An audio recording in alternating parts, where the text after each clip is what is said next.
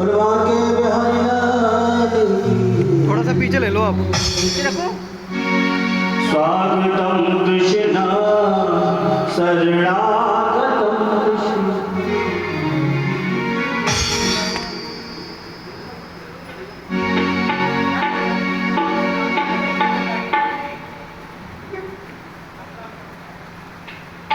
बोलो आनंद कंद भगवान।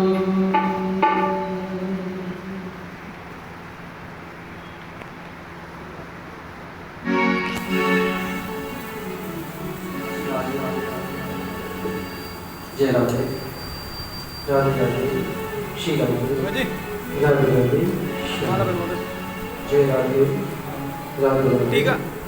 राधे राधे श्याम। श्री राधे राधे राधे राधे राधे श्याम। जय राधे राधे राधे राधे राधे श्याम। गुरुर्ब्रह्मा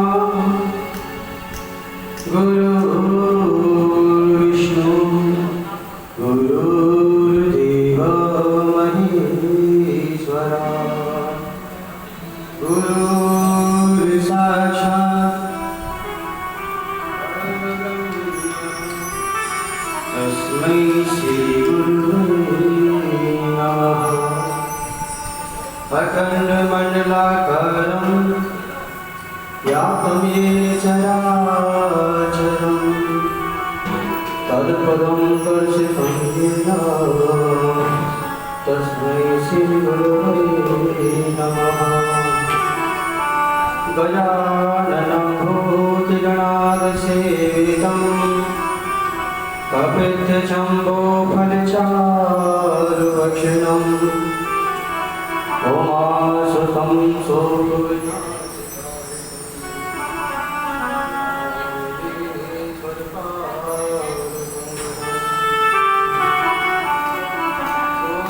ब्रह्मविचारसार परमात्मं जगद्व्यापकं लीलापुस्तकधान्यवीरां याज्ञवल्क्यकारापहां। हस्ते स्फटिकमार्गं पद्मासने संस्थितां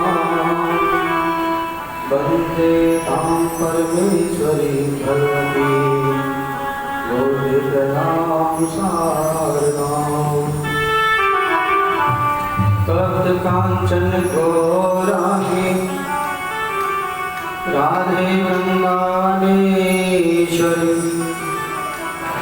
वृषभानुसुते देवी प्रणमामि हरिप्रियम्। वंशी विभूषितकरा नवनीरदाभा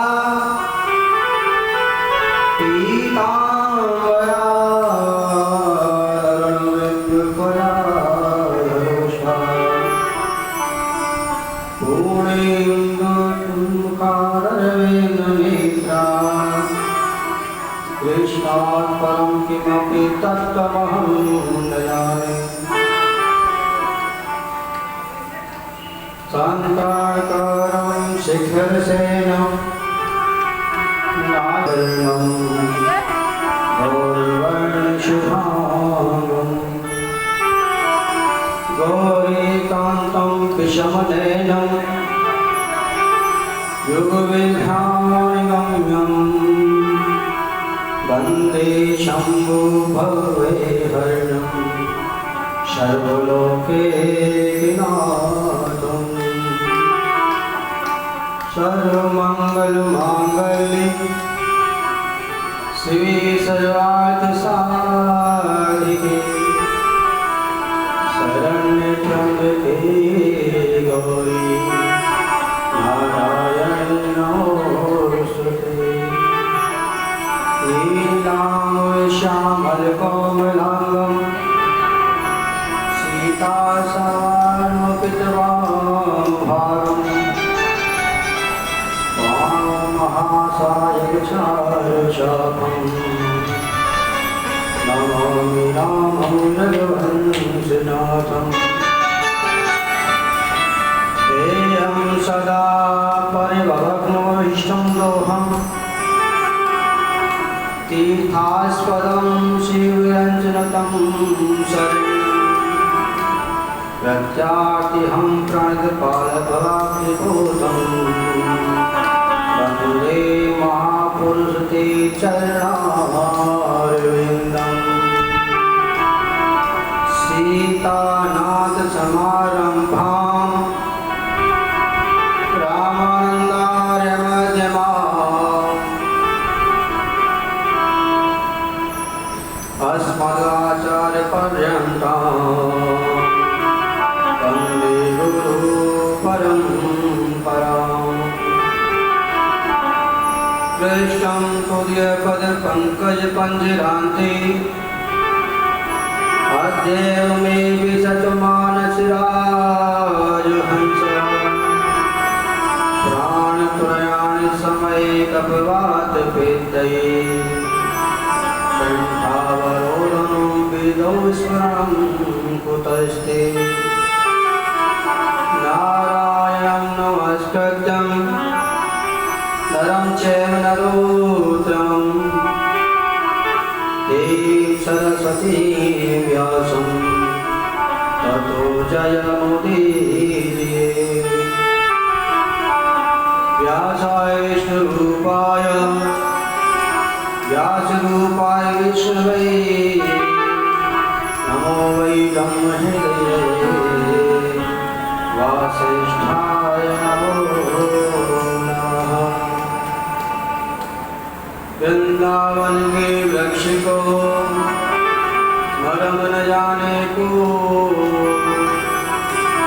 डाल डाल और पात पात पे श्री राधे राधे हो। राधे मेरी मात है और पिता मेरो घनश्याम इन दोनों की चरणों में कोटि कोटि प्रणाम।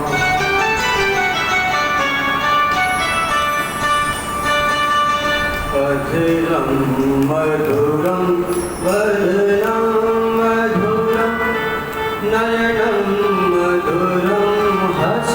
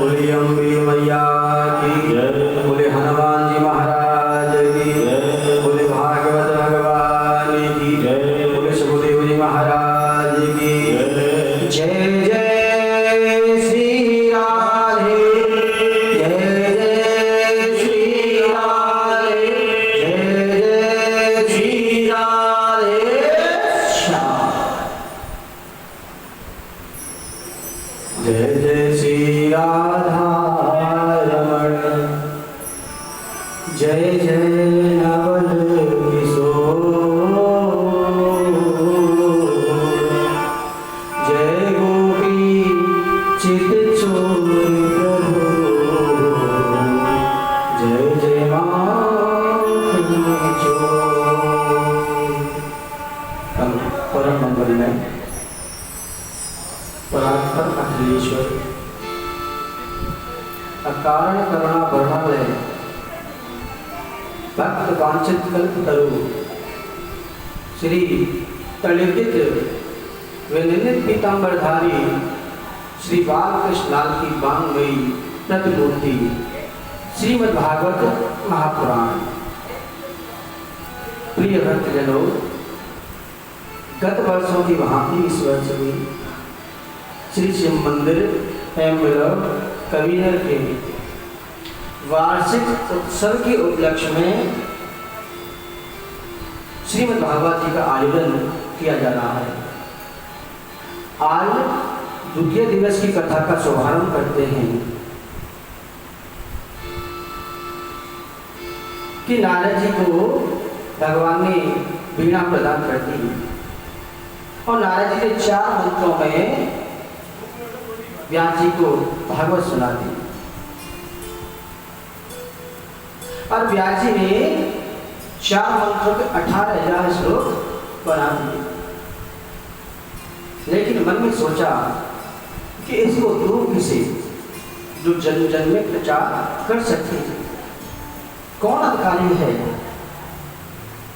तो मन में से आवाज आई, इसका सर्वोत्तम अधिकारी तो सुखदेव है।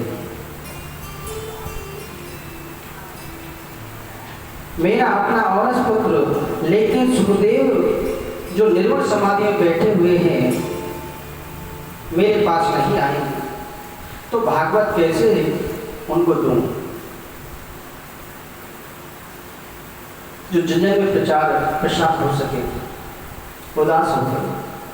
व्यास जी के हृदय से आवाज निकली, देखो 4 अंगुल की लंगोट भी जिसने त्याग दी, ऐसे सुखदेव जी को खींचकर लाने में जो समर्थ है वो है श्री कृष्ण कथा। व्यास जी ने अपने नन्हे शिष्यों को बुलाया और अपने शिष्यों को बहुत सुंदर भागवत जी के गिने चुने श्लोक याद करा दिए और कहा, बेटा मेरा पुत्र सुखदेव जहाँ समाधि में बैठा हुआ है वहाँ जाकर के तुम ये श्लोक बोलना। अगर वो पूछे आगे तो कहना कि अगर आपको और जानना है तो अपने पिताजी के पास चले जाइए।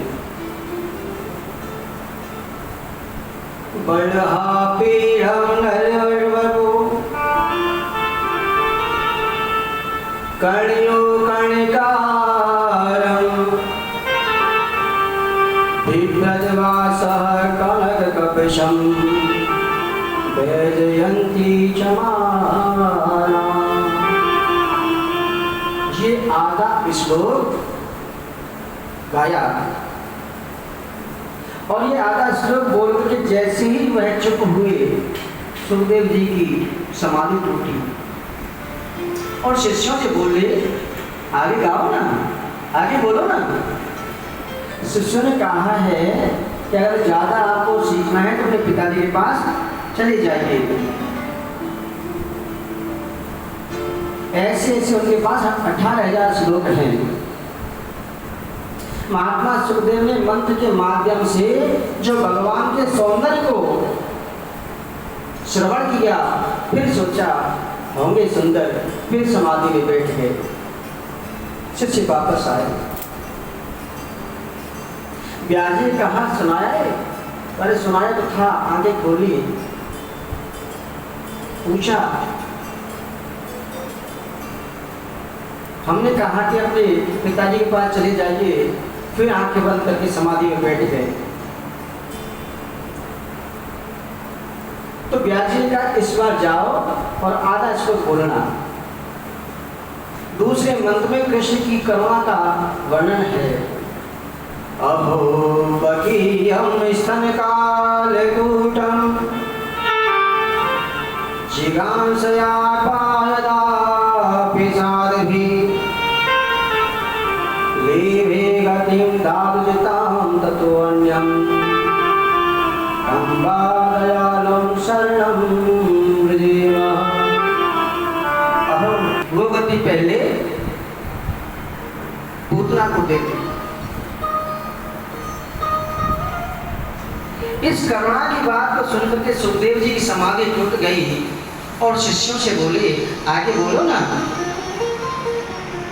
हमें इतना ही आता है, ज्यादा सुनना है तो अपने पिताजी के पास चले जाइए। दौड़े दौड़े सुखदेव जी आए और अपने पिताजी के चरणों में गिर करके बोले, पिताजी मुझे भी कृष्ण कथा सुनाइए ना, भागवत सुनाइए ना। महर्षि वेद व्यास ने सोचा कि मेरा पुत्र है, लेकिन भागवत को पढ़ने का प्रथम अधिकारी कौन है? जिसने काम को जीता, क्रोध को जीता है। ये दोनों हमारे जीवन के महान शत्रु हैं। जहाँ काम और क्रोध, जहाँ काम ते राम नहीं, जहाँ राम नहीं काम। जिस हृदय में आप राम को बसा करके रखोगे वहाँ पर काम आ ही नहीं सकता, और जहाँ आपने काम को बिठा कर रखा है वहाँ राम आने में संकोच करते हैं।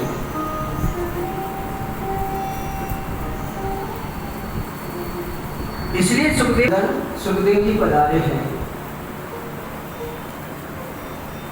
द्वारपालों ने वहां जाकर के जनक महाराज से कही कि महाराज व्यास नंदन सुखदेव जी पधारे हैं। तो जनक महाराज ने कहा कि उनसे कहिए कि 4-5 दिन मुझ पर समय नहीं है, बाहर द्वार पर ही खड़े रहे।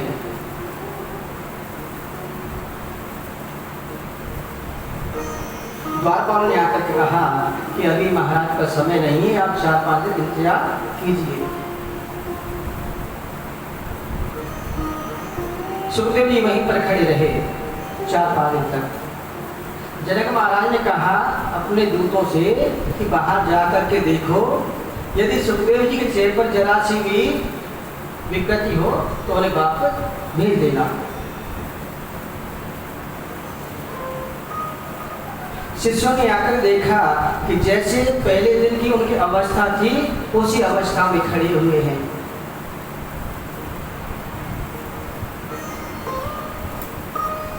उन्होंने जनक महाराज से कहा कि महाराज जैसे पहले खड़े थे वैसे अभी खड़े हुए हैं। तो जनक महाराज ने अपने दूतों से कहा कि उनको अंदर ले आइए और महल के अंदर में ले आए। उनको ऐसे महल में ठहराया जहां पर हजारों सुंदरी स्त्रियों को उनकी सेवा में लगा दिया, और अपने सैनिकों से कहा कि इनके चेहरे का जरा हाव भाव बिगड़े तो उन्हें वापस भेज देना। जनक महाराज ने जब देखा कि इनके ऊपर काम का और क्रोध का कोई आवरण नहीं आ रहा है, तो साष्टांग सुखदेव जी के चरणों में जनक महाराज लेट गए। मुझे क्षमा करो भगवान, बहुत बड़ा अपराध हुआ है हमसे। आपके पिताश्री का आदेश था कि हमारे पुत्र की आप परीक्षा कीजिए, इसलिए मैंने ऐसा अपराध किया। मैं आपको क्या वेदांत पढ़ाऊं महाराज, आप तो स्वयं वेदांत स्वरूप हैं, आप तो वेदांत के सशस्त्र हस्ताक्षर हैं। जन जन में प्रचार कर दिया कि काम और क्रोध दोनों को सुखदेव जी ने जीता है। ब्रह्मा जी की सृष्टि में केवल एक ही पुरुष ऐसा है, आचार्य सुखदेव, जिन्होंने काम और क्रोध को जीता है, क्रोध पर विजय पाई है। सुखदेव जी को जीवन में कभी क्रोध आया नहीं, नैष्ठिक बाल ब्रह्मचारी है। व्यास जी ने सुखदेव जी को गले लगा लिया और बोले, आज मुझे अधिकारी शिष्य मिल गया। जैसे शिष्य की इच्छा होती है कोई अच्छा गुरु मुझे मिले, ऐसे ही गुरु की भी इच्छा होती है कोई अच्छा शिष्य मुझे मिले। वाल्मीकि रामायण में एक प्रश्न आता है कि अगस्त्य मुनि के शिष्य थे सुतीक्ष जी महाराज। सुतीक्ष जी को अगस्त्य ने जब विद्या अध्ययन कराया तो सुतीक्ष जी ने कहा, गुरुदेव मैं गुरु दक्षिणा में क्या दूं आपको? तब अगस्त्य मुनि ने कहा, सुतीक्ष अंत में बदल लिया बाहों में और कहा कि बेटा, तेरे जैसा शिष्य होना बड़े सौभाग्य की बात है। अगर मुझे कुछ गुरु दक्षिणा देना चाहते हो तो मुझे राम का दर्शन करा दो, क्योंकि तुम्हारा जैसा तपस्वी शिष्य मिलना भी भाग्य की बात है। इसलिए सुतीक्ष जी के आश्रम पर मेरे रघुवर आए तो सुतीक्ष जी ने उन्हें अगस्त्य मुनि के आश्रम पर ले जाकर के गुरुदेव को श्री राम जी के दर्शन कराए। ऐसे ही महर्षि वेद व्यास को परम हर्ष हुआ, खुशी हुई कि मुझे मेरे ही जैसा तपस्वी शिष्य मिल गया। अब पुराणों की कथा का कोई दिगंबर नहीं कह सकता, इसलिए व्यास जी ने उन्हें कॉपी पहनाई। सुखदेव जी दिगंबर जरूर हैं, लेकिन ऐसे दिगंबर नहीं हैं, कॉपी पहनते हैं। उनको श्रीमद् भागवत जी का अध्ययन कराया और भागवत जी को पढ़ करके सुखदेव गदगद हो गए। राजर्षि परीक्षित को जब 7 दिवस में मरने का श्राप मिला और कोई भी निर्णय नहीं कर सका कि 7 दिन में मरने वाले परीक्षित की मोक्ष कैसे मिले, तभी आदरणीय सुखदेव परीक्षित की सभा में आए। ऐसी भागवत सुनाई सज्जनों परीक्षित को कि 7वें दिन परीक्षित के लिए विमान आ गया और परीक्षित वैकुंठ को चले गए। शौनक आदि ऋषियों ने पूछा कि ये परीक्षित कौन है प्रभु, किसके पुत्र हैं? 7 दिन में मरने का श्राप इन्हें कैसे मिला? तो श्री सूजी ने कहा, परीक्षित के जन्म के प्रश्न को मैं सुनाना जरूरी नहीं समझता, लेकिन जिसके जन्म से भगवान की कथा का जुड़ाव हो उसको जरूर सुनाऊंगा।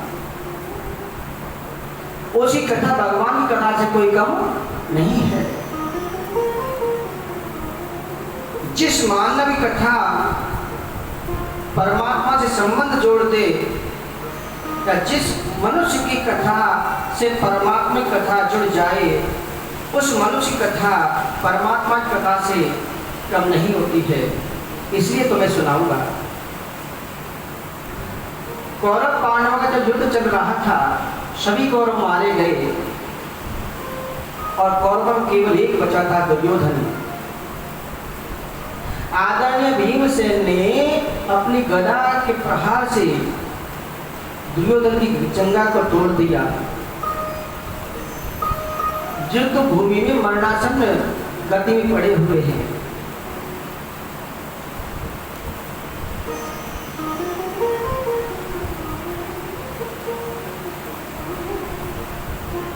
वहां पर उनके गुरु का पुत्र आया और कहा, मित्र तुम्हारी ऐसी गति किसने की है, मुझे बताइए,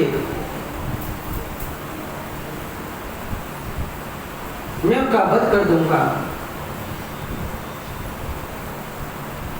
तुम्हारी जंगा को जिसने तोड़ा है उसको छोड़ूंगा नहीं। तो दुर्योधन ने कहा, मित्र पांडवों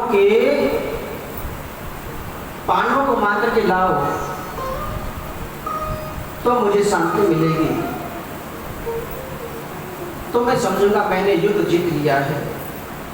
अश्वत्थामा ने कहा ये कौन सी बड़ी बात है, समझ लो आज ही पांडवों को मैंने मार दिया।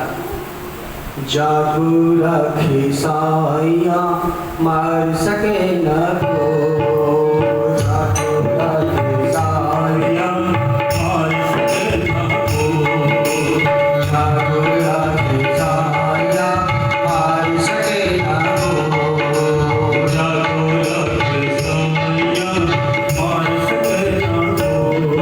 रखी साइया मार सके न को, पार नवा कर सके जो जग पैरी होए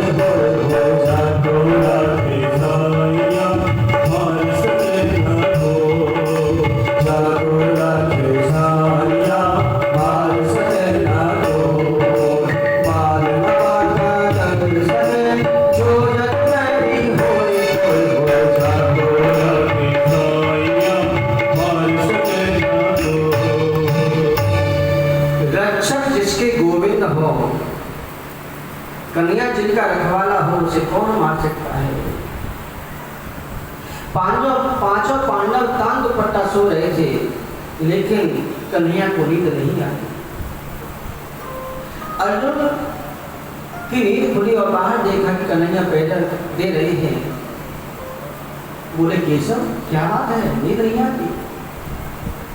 कन्हैया ने कहा कि यार मेरा मन नहीं करना यहाँ सोने का, आप ऐसा करो कहीं और जाके सोते हैं। तो पांचों पांडवों को अपने साथ में लेकर के दूसरे शिविर में चले गए।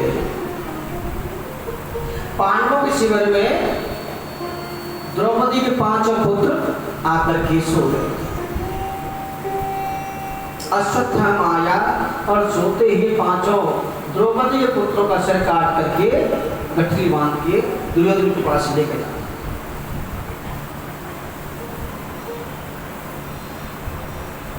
अब अश्वत्थामा ने वो पांचों सर दुर्योधन के सामने रखे। जब प्रकाश हुआ तो पांडवों के सर की जगह पर द्रौपदी के पांचों पुत्रों का सर देखा तो कहने लगा, अरे मित्र तुमने ये क्या कर दिया, मेरा वंश तो पहले ही निर्वंश हो गया था, अब यही पुत्र बचे थे, इनको भी तूने मार दिया, मेरे तो वंश खत्म कर दिया तुमने। ऐसा दुख हुआ दुर्योधन को कि उसका प्राणांत ही हो गया। जिसके 5 पुत्र मारे जाएं उस माता की परिस्थिति क्या होगी, आप विचार करके देखो। द्रौपदी बार-बार विलाप कर रही है, दुष्ट अश्वत्थामा ने मेरे पुत्रों को क्यों मार दिया, मेरे अबोध बच्चे सो रहे थे, सोते हुए के सर काट दिए क्यों। इस दृश्य को देखने लाखों नर नारी आई, राम राम राम, कैसा कुत्सित कार्य किया है गुरुपुत्र ने। अर्जुन ने द्रौपदी के करुण क्रंदन को जब देखा तो हाथ में धनुष बाण लेकर के जाने लगे। देवी द्रौपदी, तुम्हारे पुत्रों को मारने वाले अश्वत्थामा को मैं जीवित नहीं छोड़ूंगा। गांडी धनुष में हाथ लेकर के उसे मारने दौड़े। अश्वत्थामा ने देखा कि अर्जुन हमें मार देंगे, अपना ब्रह्मास्त्र चला दिया। अब ब्रह्मास्त्र अपनी तरफ आया देख करके अर्जुन कृष्ण के चरणों में गिर गए। कृष्ण कृष्ण महाबाहो भक्तानां भयंकर, त्वमेको दयमानानां भगवोऽसि संस्कृते। कन्हैया मुझे बचाओ, ये ब्रह्मास्त्र मुझे जला करके भस्म कर देगा। तो भगवान ने कहा, अर्जुन कभी कभी विष का भी औषधि विष ही होती है, जहर को जहर मारता है। ब्रह्मास्त्र तुम पर भी है, वो भी तुम भी चला दो। कभी कभी लोहे को लोहे से निकाला जाता है।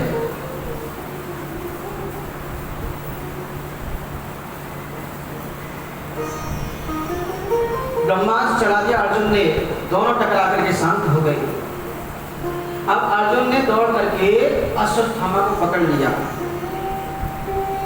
लोगों ने कहा द्रोणाचार्य के पुत्र होकर के ऐसा निकृष्ट कार्य किया तुमने, ऊंच निवास नीच करतूती।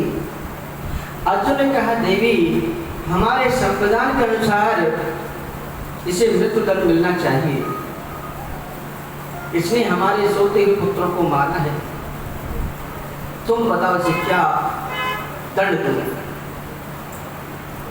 आप विचार करके देखिए, मेरा गोविंद जिसे बहन कहता है, मेरा कन्हैया जिसको सखी कहता है, कृष्ण के चरणों में जिसे अनन्य चलता है, उसके मन में करुणा क्यों नहीं होगी। द्रौपदी ने अर्जुन की ओर इशारा किया और कहा छोड़ दीजिए इसे मार करके क्या मेरे पुत्र जीवित हो जाएंगे। जैसे आज मैं अपने पुत्रों के लिए रो रही हूँ, तुम्हें पता है तुम्हारे गुरु की पत्नी गौतमी का इकलौता पुत्र है ये, अगर इसे मार देंगे तो उनको भी कष्ट होगा। अर्जुन ने कहा कि इनके मन में तो ममता आ गई है, तो अपने युधिष्ठिर जी से कहा कि आप बताइए क्या देंगे। युधिष्ठिर जी ने कहा कि भाई धर्म के हिसाब से इसको जो दंड देना हो वो दीजिए। मेरे गोविंद द्वारकाधीश शांत खड़े हैं कि हमसे कोई पूछेगा तभी तो हम बताएंगे। अर्जुन ने कृष्ण चरणों में पकड़ के कहा कन्हैया मेरा मार्गदर्शन करो, मैं क्या करूं। मेरे गोविंद ने बहुत सुंदर बात कही, इसे आप समझिए। ब्रह्म बंधुर्नहर्तम्य आदताय वदार्हण मयो भयमानादं परिपायानुशासनम्। शास्त्र कहते हैं ब्राह्मण चाहे जैसा भी क्यों ना हो उसे कभी मारना नहीं चाहिए, और बच्चों का हत्यारा कोई भी क्यों ना हो उसे छोड़ना नहीं चाहिए। ये ब्राह्मण है इसलिए मारो मत, और इसलिए बालकों का अपराध किया है इसे छोड़ो मत। सन्नाटा छा गया।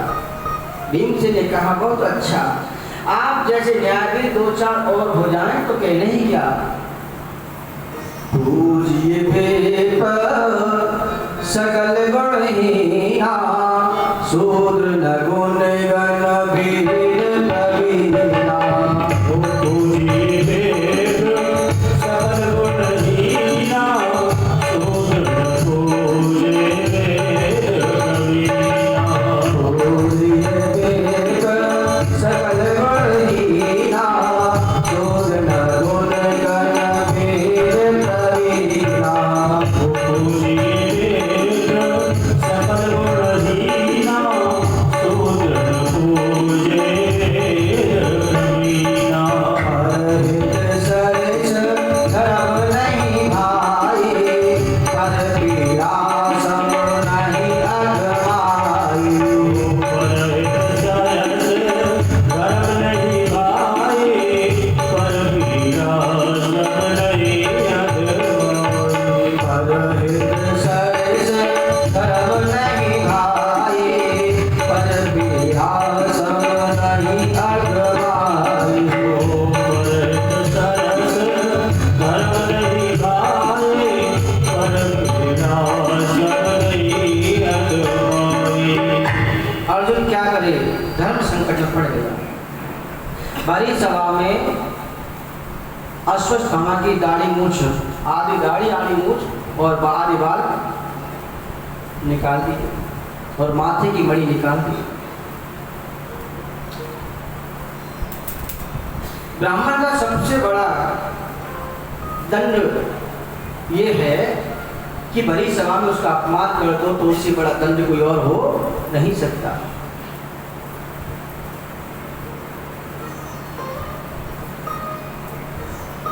अश्वत्थामा को अर्जुन का शुक्रगुजार होना चाहिए था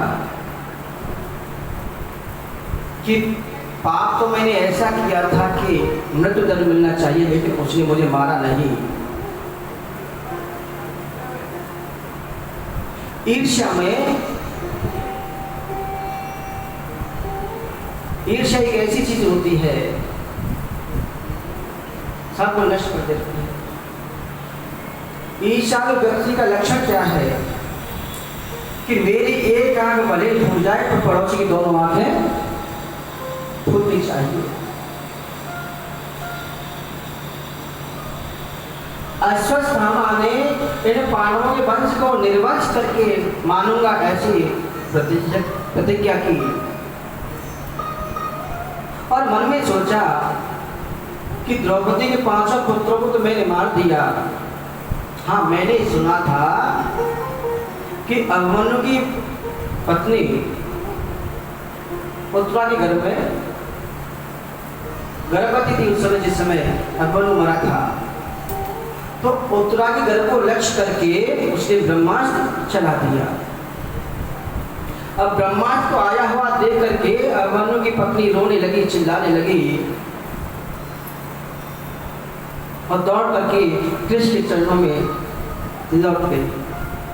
पाहि पाहि महायोगिन देव देव जगत्पति नान्यं तद्भयं पश्ये यत्र मृत्यु परस्परम। हे गोविंद, मेरी प्राण रक्षा करो। ये ब्रह्मांड मुझे जला करके भस्म कर दे, इसकी मुझे परवाह नहीं है, लेकिन मेरे गर्भ शिशु का कुछ ना बिगड़े। पांडवों के वंश में कोई पानी देने वाला नहीं बचेगा।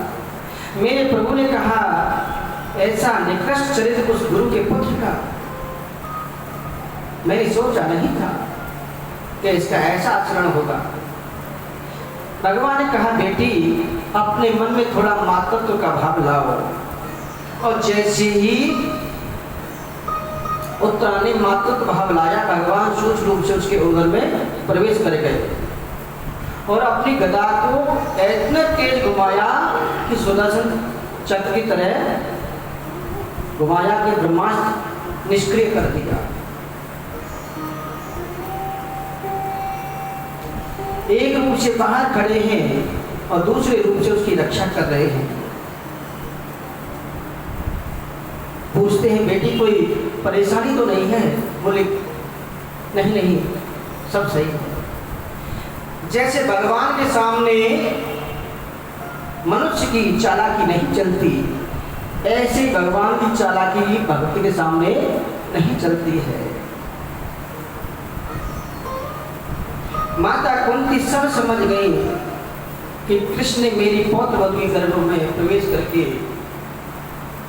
मेरे वंश को बचाया है।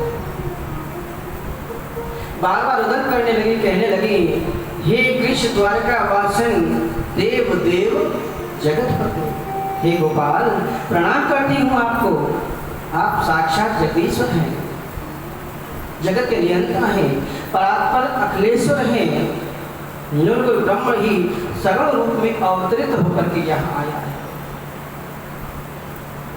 मेरे प्रभु ने कहा बुआ जी क्या कहते हैं आप? मुझे भगवान बताते हैं, मुझे परमात्मा कहती हूँ, मैं तो आपके भाई का पुत्र हूँ। कुंती बोली लाला यही तो तुम्हारा विचित्र नाटक है। किसी को बुआ बनाते हो, किसी को फूफा बनाते हो, पर ये कैसे भूल जाते हो कि जगत के पिता तो केवल आप ही हो। कन्हैया ने समस्त समाजजनों को संबोधित करके कहा कि बुआ जी मुझे परमात्मा बताती हैं कि हाँ मैं परमात्मा हूँ, आओ मुझसे कुछ ना कुछ वरदान मांगो। पहले युधिष्ठिर जी बड़े हैं, सबसे पहले ये वरदान मांगे। महात्मा युधिष्ठिर ने कहा गोविंद आज देने को बोलते हो तो केवल एक ही वर दे दो कि चाहे सुख हो या दुख हो, मैं अपने सत्य से कभी देहूं नहीं, अपने सत्य पर हमेशा बना रहूं। भीमसेन ने कहा, गोपाल मेरी तो वैसे ही बड़ी बदनामी है, सभी लोग केवल मुझे भोजन भट्ट कहते हैं। मेरी आपसे यही वरदान मांगने की इच्छा है कि खाते पीते हर समय आपकी याद बनी रहे, बस यही आशीर्वाद दे दो। अर्जुन ने कहा कि आपको अपना गुरु माना है मैंने, और ये विचार मेरे मन से कभी जाए नहीं, यही आशीर्वाद दे दीजिए। सुभद्रा कहती है, मेरे को एक ही वर दे दो कन्हैया, आपके चरण एक प्रकार का पिंजरा है और मेरा मन जो राजहंस है, मेरा मन रूपी हंस आपके चरण रूपी पिंजरा में आगे जाकर के फंस जाए, फिर कभी बाहर ना निकले, क्योंकि प्राणों के निकलते समय कभी आपकी याद नहीं आती है। यही वर दे दो। द्रौपदी ने कहा, गोपाल मैंने तो आपको अपना सखा माना है, आपने मुझे अपनी सखी कहा है, बस ये सखा सखी का भाव कभी मेरे दिल से निकले नहीं।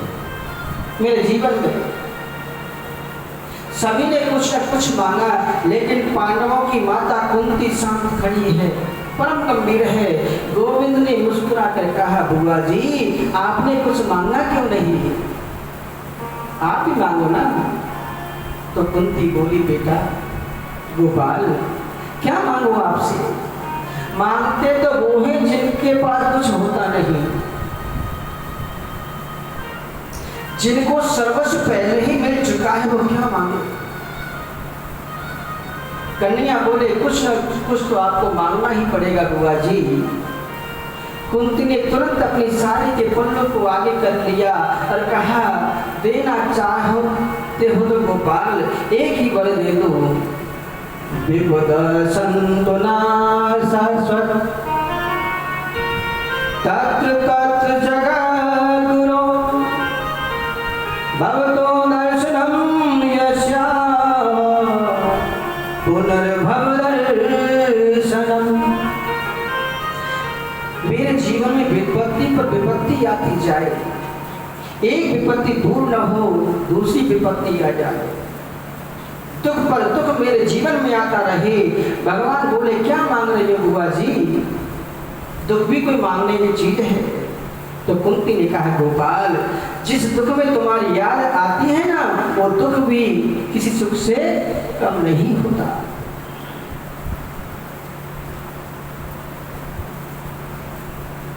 कुंती का नाम, कुंती का जन्म कहीं हुआ और पालन कहीं और हुआ। प्रथा नाम था इनका, पालन दूसरे घर में हुआ। जिस बालक का जन्म कहीं और पालन दूसरी जगह हो, उसका बचपन सुख से व्यतीत होता है कि नहीं, ये कह नहीं सकते। बचपन कुंती को बड़े कष्ट से व्यतीत हुआ, किशोर अवस्था आई, विवाह हो गया, और विवाह भी हुआ ऐसे पुरुष से जो पांडु रोग से पीड़ित हो। युवावस्था में ही पति स्वर्गलोक को चले गए, देहावसान हो गया।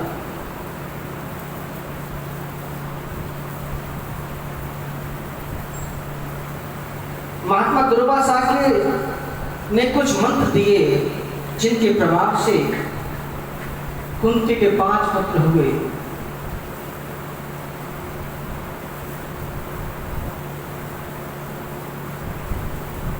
उन मंत्रों से आश्चर्य धर्मराज को आमंत्रित किया। धर्मराज की कृपा से युधिष्ठिर जी हुए, इंद्र की कृपा से अर्जुन, पवन देव की कृपा से भीमसेन, माद्री जो उनकी सौत है उसके लिए भी अश्विनी कुमारों की उपासना की। उनके भी 2 पुत्र हुए, नकुल और सहदेव। कुंती की युवावस्था भी सुख से व्यतीत नहीं हुई। विचार करिए, एक ऐसी विधवा नारी ऐसी विषम परिस्थिति में 5 पुत्रों का पालन कैसे करे? जिसके 5 पुत्रों को मारने के लिए गांधारी के 100 पुत्र षड्यंत्र रचना करते रहते थे। कभी जहर दे करके, कभी पेड़ से गिरा करके, कभी लाक्षागृह में जला करके मारने का प्रयास किया। कभी कुंती के पुत्र वधु को भरी सभा में निर्वस्त्र किया। 13 वर्ष का वनवास, 1 वर्ष का अज्ञातवास दिया गया। जब उनको विजयसिंह प्राप्त हुई और युधिष्ठिर जी राजगद्दी पर बैठे, मैंने आज तुमसे कुछ मांगने को कहा है तो आज भी तुमने मांगा और झोली फैलाकर के केवल दुख को ही मांगा, क्यों?